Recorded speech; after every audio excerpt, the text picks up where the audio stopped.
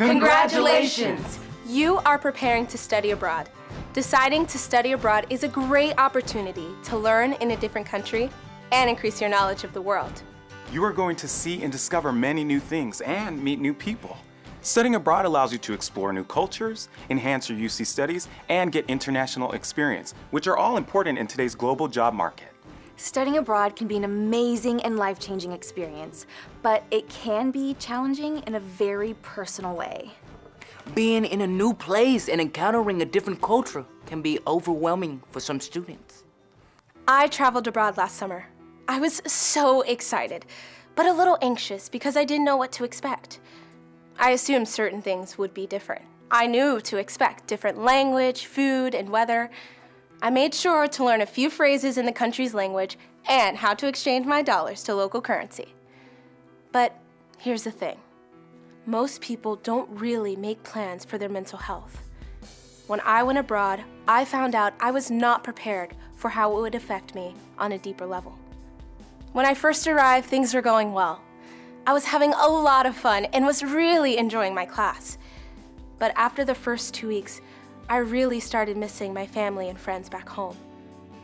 I realized that they were just a phone call away, but I still felt like I was missing out. I found myself always wondering what they were doing. My fellow students would invite me to go with them to explore the city, but I didn't want to. I would stay in, sleep, eat, and I was always on Facebook and Instagram. I was starting to regret my decision to study abroad. I was spending an excessive amount of time every day talking on the phone and on Skype with people back home instead of enjoying myself. I was withdrawing from others and feeling sad and lonely almost every day. My family would ask about the cool things I was doing, but I had nothing to tell them because I was only going to class and staying in my room. My parents were concerned. I thought I was just homesick, but my parents thought that it was more than that. They told me about a pamphlet my campus provided with information on signs of depression. I must have skipped over that brochure in my excitement to leave. I really identified with some of the symptoms listed in the brochure and agreed I should probably get some professional help. But because I hadn't read the pre-departure information on accessing counseling services abroad, I didn't know how to get help, and I felt too tired to reach out. I just wanted to sleep. Thankfully, I remembered that during my program orientation, the topic of health had been addressed. So I called the local UC representative who told me where to go and what to do. After a couple of weeks of seeing someone, my symptoms started to diminish. I started spending more time with local friends and less time sleeping and on social media, which also made me feel better. It didn't happen overnight, but I eventually started to shake my symptoms and enjoy myself. During my time studying abroad, I was spending a lot of time with friends, meeting new people and doing a lot of new things in the area. We studied hard, and on our downtime, we toured the surrounding areas and visited major landmarks. We went dancing, shopping, and we talked with the locals. Every day was a new adventure, and there was just so much to do. We really enjoyed visiting the different restaurants and trying new food.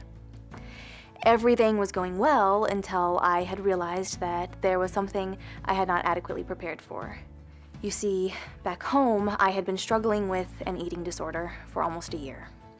It had gotten so severe that at one point, I was in the hospital for a week. In the States, I had been seeing a therapist. With time and her help, I had got to a point where I was able to accept myself, better manage my life, and was considered stable on my condition a month before leaving to study abroad. After a few weeks of being in my new country, I realized I had gained some weight and immediately felt out of control. I did not expect this. Was I falling back to an eating disorder behavior? I never thought that I would struggle with a relapse while traveling abroad.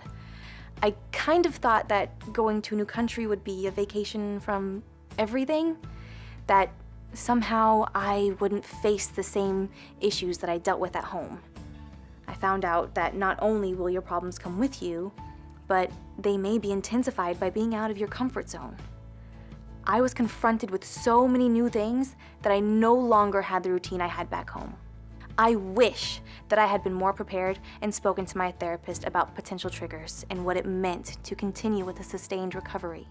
I wish I had done this before I left, because if I had prepared a careful plan before traveling abroad, I could have been able to identify triggers, work on effective and healthy coping skills, and reach out for help. Being in an unfamiliar place affects people in many different ways. Even the most seasoned travelers can struggle with the transition. Everyone can benefit from having a mental health plan.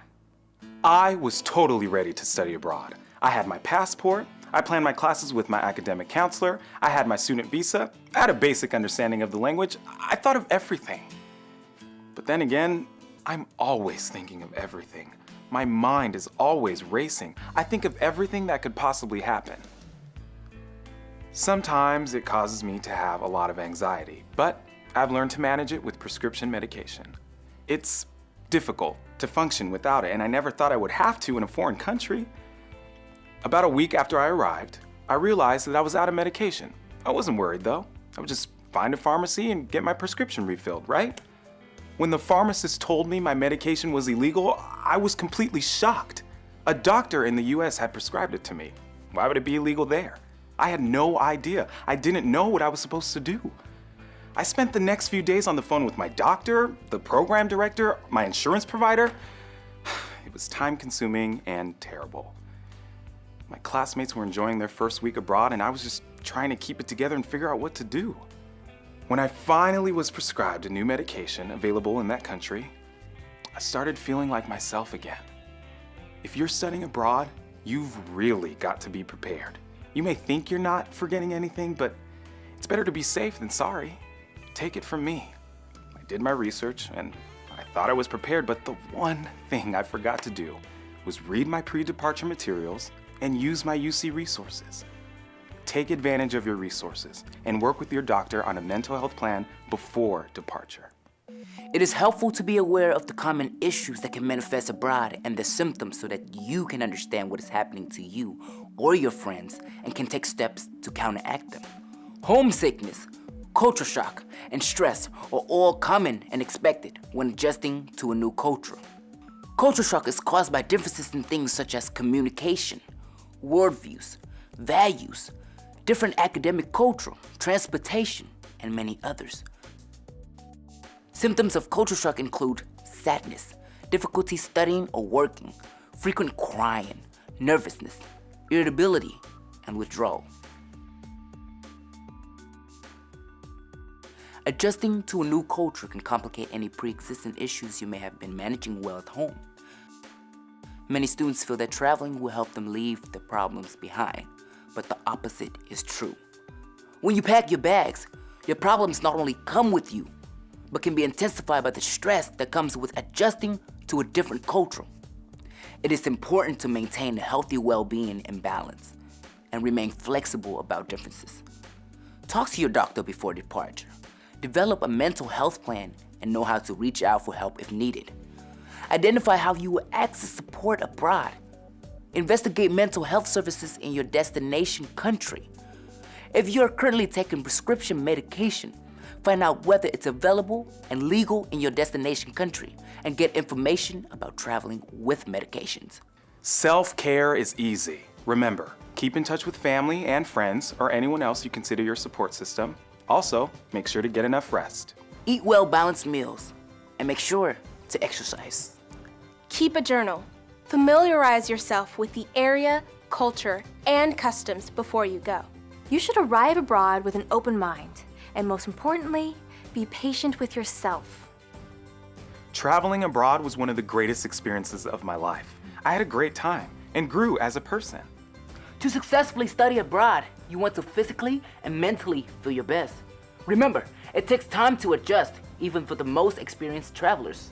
My homesickness only lasted for a short time, but if you experience these symptoms for longer than 2 to 3 weeks, or it begins to impact your school, work, or family, seek help. Access your UC resources. Your experiences will translate into tangible benefits throughout your entire life. Remember, the world is a beautiful place. So have fun!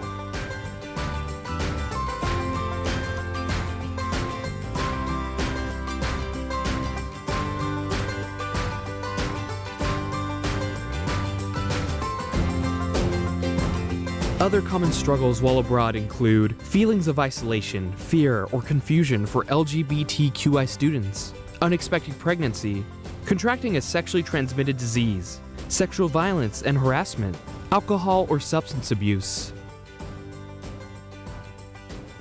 You can reach out for support for these and other concerns while abroad by contacting your local UCEAP representatives for help to identify confidential counseling and psychological services in your area.